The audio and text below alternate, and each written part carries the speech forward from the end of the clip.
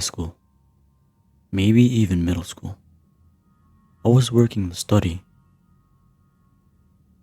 when my mother came in and asked me whether I'd been playing the piano. Only the two of us were home. My father and sister were both out. I did often play the piano in the music room. I'd gent to the study or listened to classical music while I worked. But I hadn't been that night and said so.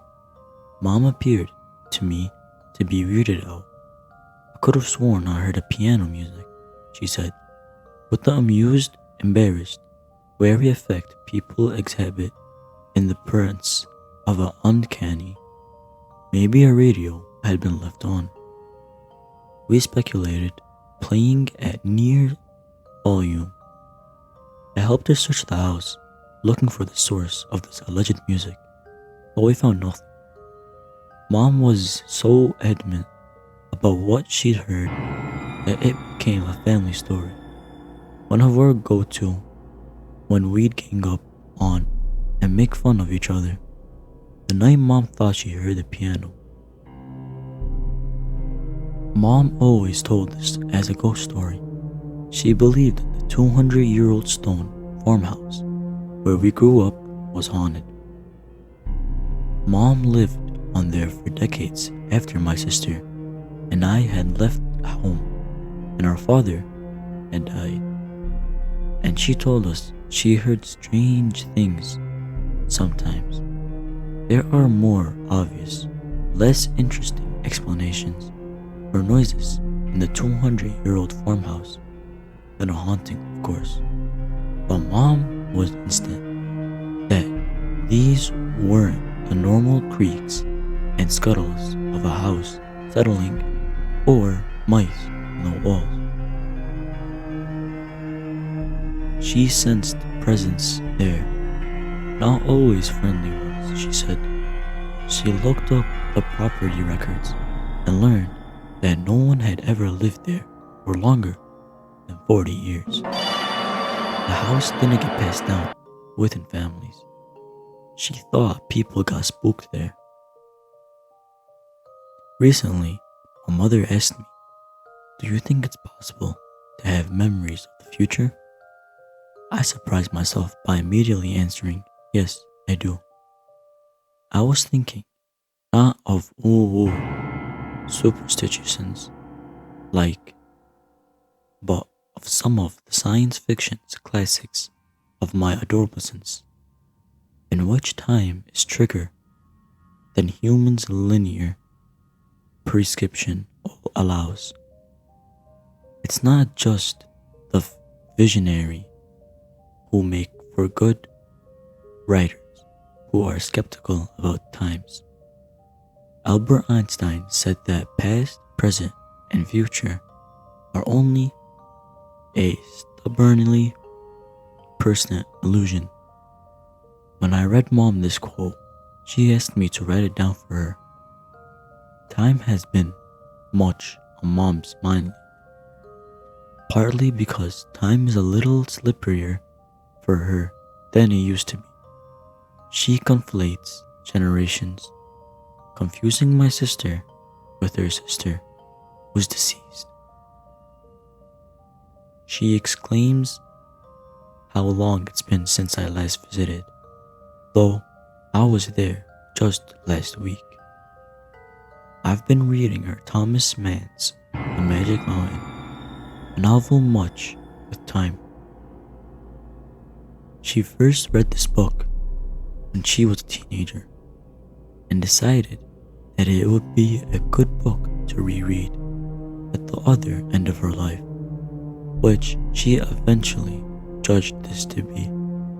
It's set in a TB Sanandrum and the Elves, a place outside the normal workaday calendar, where time is more eclectic, not unlike the retirement community in the stage of life she now inhabits. Reality is more explanicity. Enterprise in that retirement home than on the outside. The scents are unreadable, memories failing, and problems common. My mother often sees people who aren't there, or let us say, people I do not see, and conflates authentic memories with her dreams and imagination. But she was a nurse or a teacher of nursing her whole career, so she also knows that these are symptoms of her diagnosis.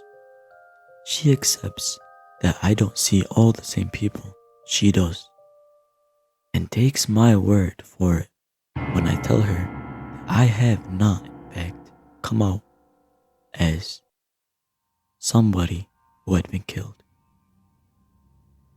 Sometimes I also have to make ontological compromises. I was initially doubtful of Mom's claim to have seen a horse jump off a high dive in Atlantic City, but it proved to be perfectly true. When she asked me to place a slice of pizza on the plate in front of the man sitting in the black chair, I obliged. I wasn't going to be rude to a guest just because he didn't, in my opinion, exist. It only occurred to me after I left the retirement home that I had a mental image of the man in the chair. Tall, slim, silver-haired, dressed in a black suit. So in the sense, I saw him now, too. A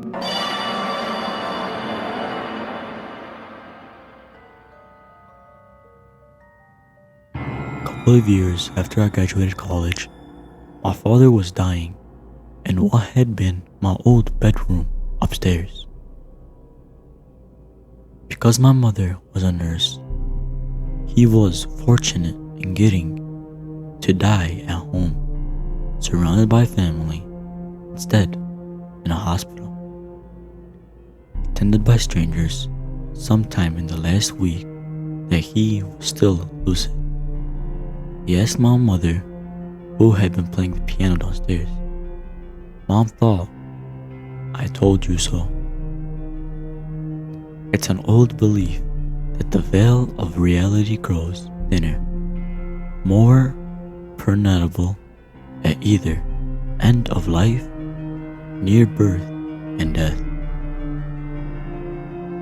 Cartoonist Linda Berry says that watching a child play with an imaginary friend or an object is hard to avoid the impression that something is playing back with them. And I couldn't deny that I am creeped out when Mom holds a conversation with a little girl she says is sitting at the foot of her bed.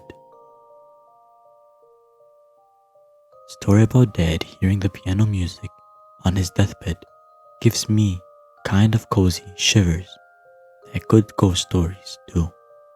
Spooky on the surface, but deep down, comforting. Stephen King likes to recount a conversation he had with Stanley Kubrick during the adaptation of The Shining.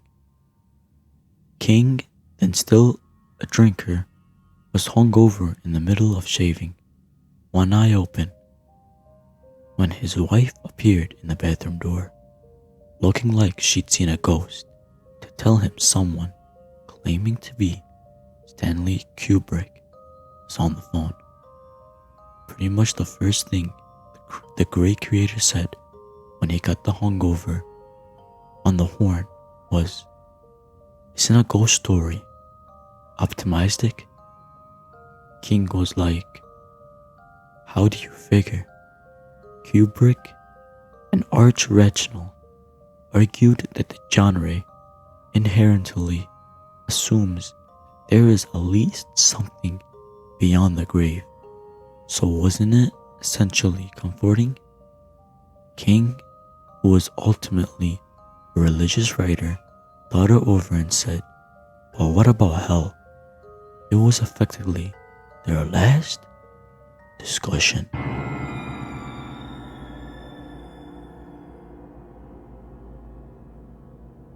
Shortly after she moved to the retirement community, my mother started hearing music so faint she had to strain to hear it.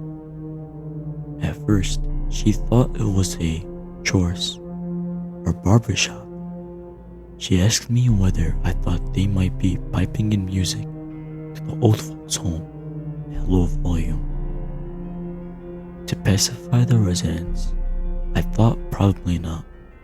I was too tactful to point out that ordinary hallucinations are a symptom of Parkinson's.